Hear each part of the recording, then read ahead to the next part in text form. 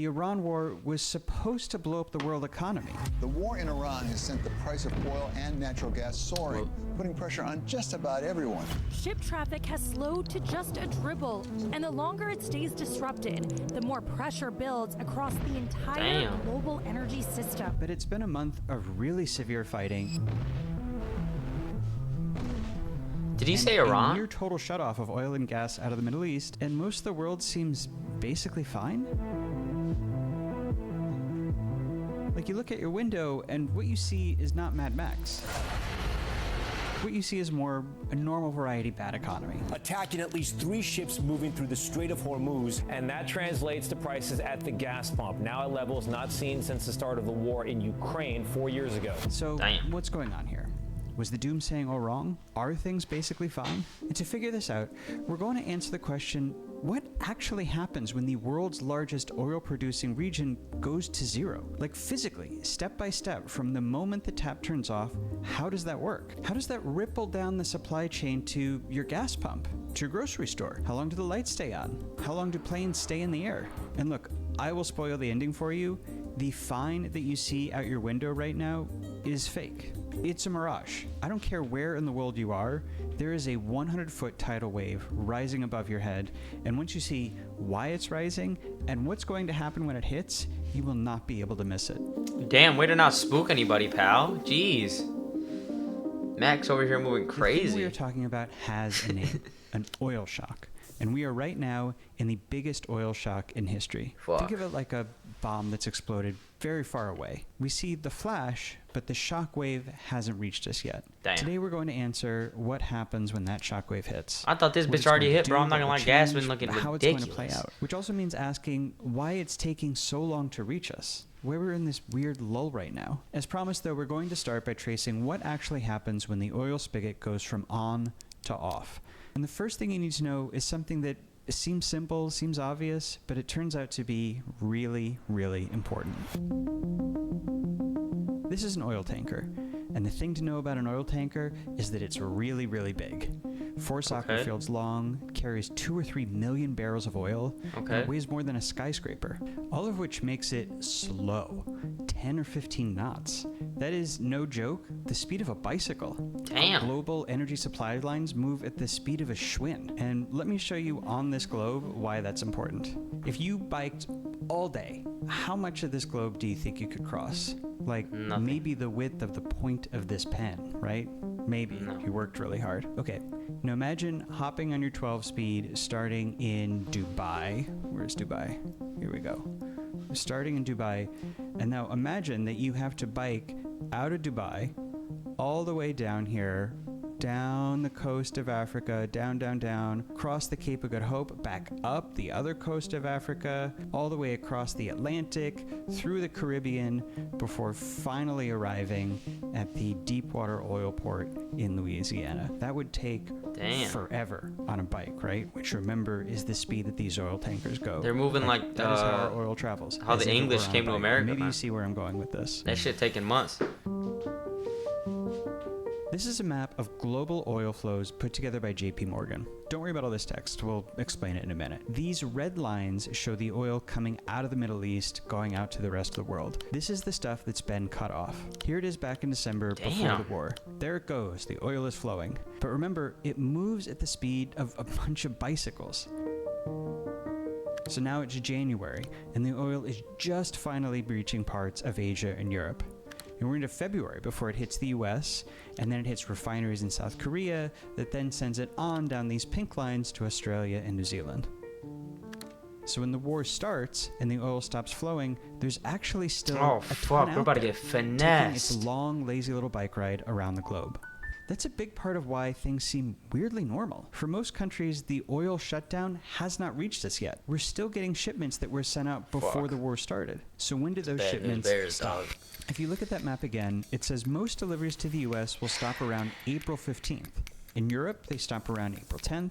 Asia, April 1st, so it's just getting started. But here in parts of Africa, there's March 20th. We're already well into it. And to be clear, these places aren't out of oil. Every country has emergency stockpiles. So let's see what that looks like. Gas lines are the first thing to show up. Not enough fuel at the pump.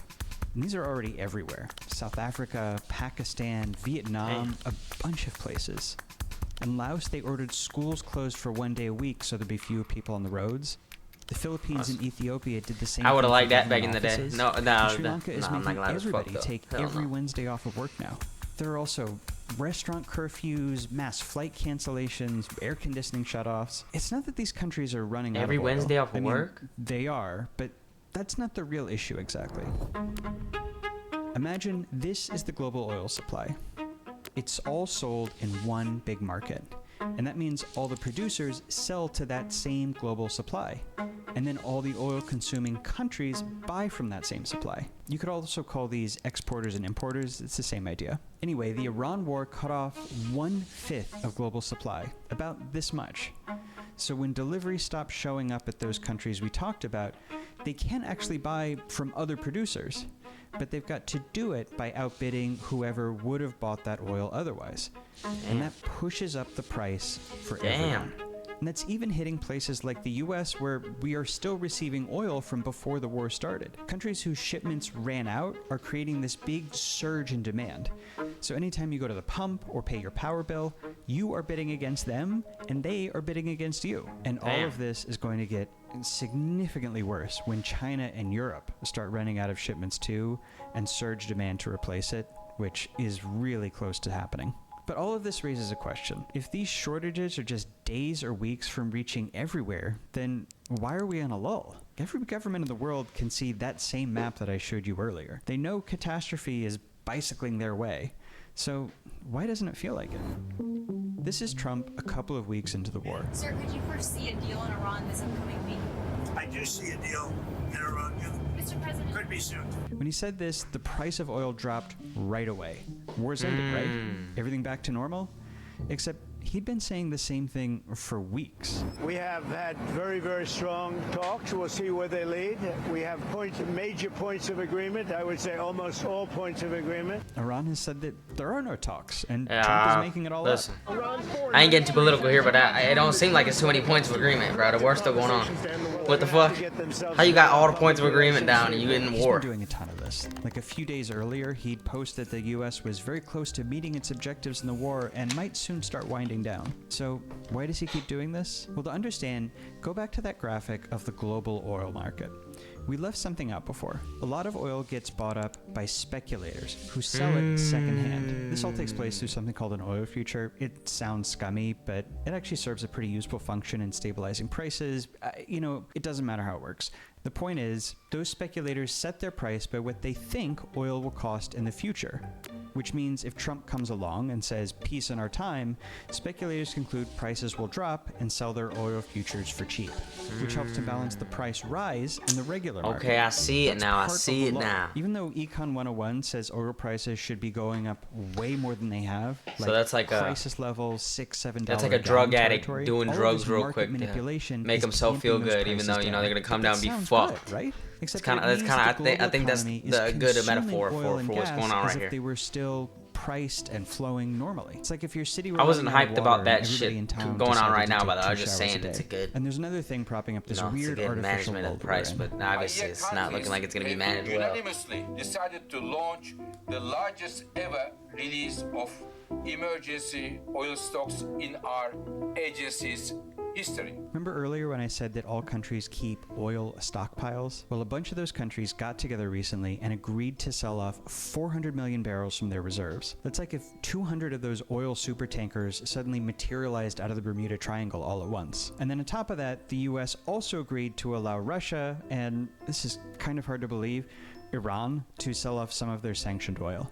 And releasing these stockpiles has added oil to the market equivalent to about half of what was cut off by the war, which has helped to balance out supply and prices and all of that. But here's the catch, and it's a big one.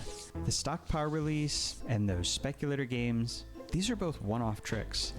They only work for a few weeks. They're And coming when to an they're end. used up, they're gone, man. That artificial lull that we have been holding up, it is going to come crashing to an end just as those last shipments of Middle Eastern oil dry up. The final vessel carrying jet Damn, fuel I had into no the idea about United any of this Kingdom's shit, gonna bro. get What the here in fuck? 48 hours, Yo, and Max then no knows something. You more think after Max that. got So some? when that oil He got shock some hits, oil stored there in it the is back? going to hit us You think all he's at storing the once. oil in the back Okay, here? So now we understand what that oil shock don't know, is, I how don't it's know. going to get here, how it's forming. What is it going to look like? And when people picture this, they tend to talk about it in terms of rising prices. $200 barrel oil, $8 a gallon at the pump, $1,000 domestic flights. But this misses something much larger and much more consequential that is already starting to happen. To understand what that is, imagine if instead of talking about energy supplies, we were talking about food.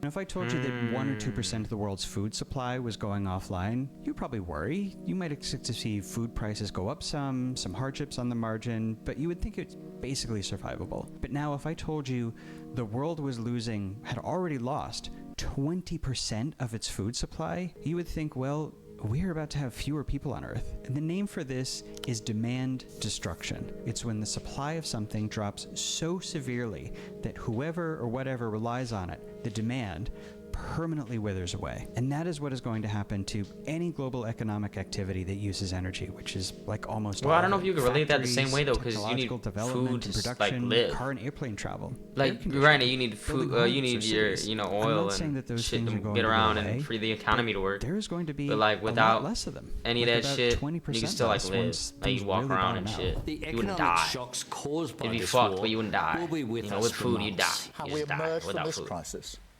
will define us for a generation. Let me give you a few specifics that are already starting to manifest. Airlines say they cannot afford to operate and are shutting down many of their flights, so it'll be Jeez. harder to explore the world. European governments are telling their citizens not to travel for vacation this summer. There's just not enough fuel for it. A number of factories are already closing worldwide, especially in Asia.